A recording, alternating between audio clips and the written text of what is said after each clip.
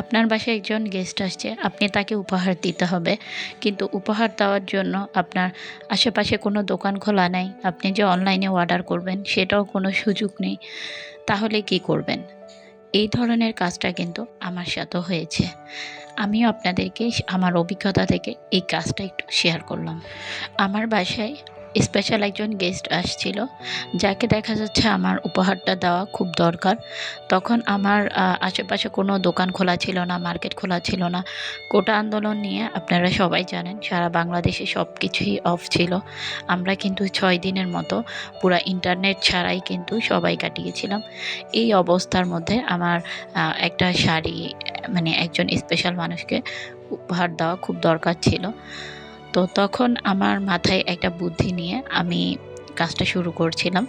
আমার বাসায় একটা গোলাপি কালারের শাড়ি ছিল, যেটা হাফ সিল্কের মধ্যে, আর কিছু রং ছিল। এমন একটা অবস্থা ছিল যে আমার রং কেমিক্যাল সব শেষ হয়ে গেছে। যে রংগুলো ছিল সেই রংগুলোর মধ্যে আমি একটা শাড়ি তৈরি করে ফেলেছি। আমার কাছে এখানে শুধু ৩ টা কালার ছিল, আরও একটা কালার ছিল ব্ল্যাক কালারের। কিন্তু ব্ল্যাক কালারের আমার ওখানে এটা প্রয়োজন ছিল না। তো আমি এখানে এই ৩ টা কালার ছিল। এই ৩ টা কালার দিয়ে আমি একটা তুলির সাহায্যে আমি এখানে কিছু ঢাল এঁকে নিয়েছি।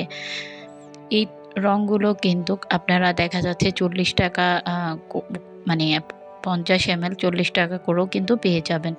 আর এই শাড়িটা কিন্তু আপনারা অনেক জায়গায় ৳৪০০ ৳৪৫০ মানে এই দামেও কিন্তু পাবেন। আর যেগুলো লো কোয়ালিটি ওগুলোর কিন্তু একেবারে ৳৩০০ থাকে। বাট আমরা আসলে ওই লো কোয়ালিটিগুলোর মধ্যে কাজ করি না। তো আমি এখানে ফার্স্ট টাইম কিছু ঢাল এঁকে নিয়েছি। আর মাঝে, মাঝে কিন্তু আমার মতো এই সিচুয়েশনটা কিন্তু অনেকজন ফেস করে। আমি যেটা মনে করি, বাসায় হয়তোবা কাউকে কিছু উপহার দিতে হয়, কিন্তু কি দিব বা হাতের কাছে কোনো কিছু থাকে না।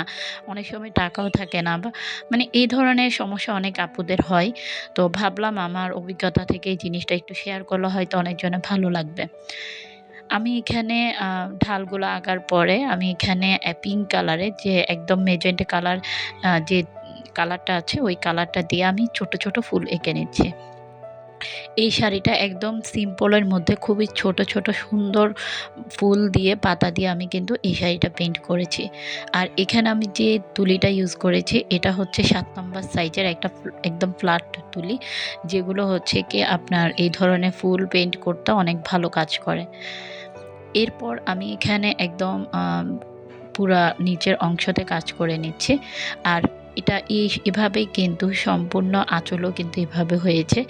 এরপর আমার কাছে যে সবুজ রংটা ছিল, ওই সবুজ রংটা দিয়ে আমি এখানে উম ভালোভাবে মানে একদম সবুজ কালার দিয়ে আমি এখানে ভালোভাবে সুন্দর করে পাতাগুলো দিয়ে দিচ্ছি। পাতাগুলো আমি একদম ছোট, ছোট করে দিচ্ছি যাতে দেখতে খুব ভালো লাগে। আর এখানে আমি ২ টা কালার ইউজ করব পাতার মধ্যে। আমি একটা ইউজ করব একটু সবুজ, আরেকটা ইউজ করব হচ্ছে কি একদম গাঢ় আম সবুজ যেটা বলে ওই কালারটা। আমি এখানে গাঢ় সবুজ কালারটা তৈরি করেছি। একটু সবুজের সাথে আপনি যদি একটু নীল মিক্স করেন তাহলে কিন্তু এই গাঢ় কালার সবুজটা চলে আসবে। আর আপনার হাতের কাছে যদি নীল না থাকে তাহলে চাইলে একটু পরিমাণ ব্ল্যাক ইউজ করতে পারেন। জাস্ট একদম অল্প পরিমাণ ব্ল্যাক ইউজ করলেও কিন্তু পারবেন। এরপর আমার এখানে পাতাগুলো দেওয়ার পর আমি ফুলের মাঝখানে সাদা ৩ টা ফোঁটা দিয়ে দিচ্ছি যাতে দেখতে খুব সুন্দর লাগে। আর পাতাগুলো দেওয়ার পরে কিন্তু আমার কাছে অনেক বেশি ভালো লেগেছে। আর এই শাড়িটা কিন্তু একদম সিম্পলের মধ্যে আমি খুব ইজিলি মাত্র ২ ঘন্টার মধ্যে আমি এই শাড়িটা তৈরি করে ফেলেছি। আপনারা আশা করে ভেবে নিতে পারেন যে আসলেই এই জিনিসটা মানে কিভাবে হয়। আপনার হাতের কাছে যদি একটা শাড়ি আ বা দেখা যাচ্ছে কি কিছু রং থাকে তাহলে আপনিও কিন্তু এভাবে কাজ করে ফেলতে পারেন। আর অনেক সময় দেখা যাচ্ছে কি কাউকে উম শাড়ির পরিবর্তে চাইলে কিন্তু আপনি 3 পিস করতে পারেন। তাহলেও কিন্তু এই ধরনের আপনার যদি বাসায় যদি কোনো কাপড় থাকে, গজ কাপড় থাকে, সেই গজ কাপড় দিয়েও কিন্তু আপনি করে ফেলতে পারেন। আসলে আমার জন্য যখন একেবারে সবকিছু অফ ছিল তখন এই জিনিসটা কিন্তু আমার অনেক বেশি হেল্পফুল হয়েছে, যে আমি বাসায় যা ছিল তা দিয়ে আমি আসলে একটা শাড়ি বানিয়ে সেটা উপহার দিয়ে দিয়েছি। এটা আসলে অনেক বড় একটা কিছু।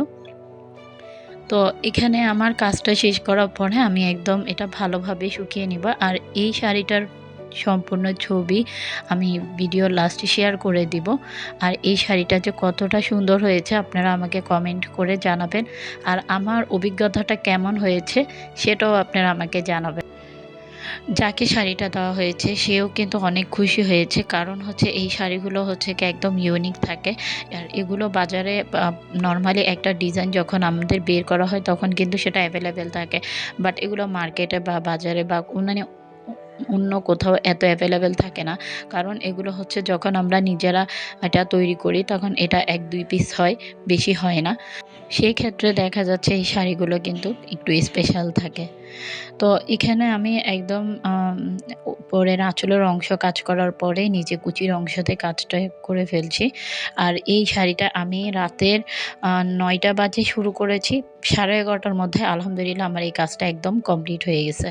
তো ভেবে দেখুন যে আপনার হাতে যদি একটু সময় থাকে বা আপনার কাছে যদি এই ধরনের একটা শাড়ি থাকে, আপনি কতটা ইজিলি আপনি একজনকে বানিয়ে সেটা উপহার দিতে পারবেন। আসলে এই জিনিসগুলো আমার কাছে খুবই বেশি ভালো লাগে। হঠাৎ কিছু করে যদি কাউকে এই ধরনের বাসায় থাকা জিনিস দিয়ে যদি নিজের হাতের বানানো কিছু দিয়ে যদি উপহার করতে পারি, তখন মানে এটা অনেক বেশি ভালো লাগে। আর যে এই শাড়িটা পেয়েছে সে কিন্তু অনেক, অনেক বেশি খুশি ছিল। কারণ এই শাড়িটা অনেক বেশি স্পেশাল তার জন্য। কারণ এই শাড়িটা হচ্ছে হাতে বানানো একটা শাড়ি। আপনারা যারা এই ধরনের কালেকশন নিতে চান তারা আমাকে ফেসবুক পেজে যোগাযোগ করতে পারেন।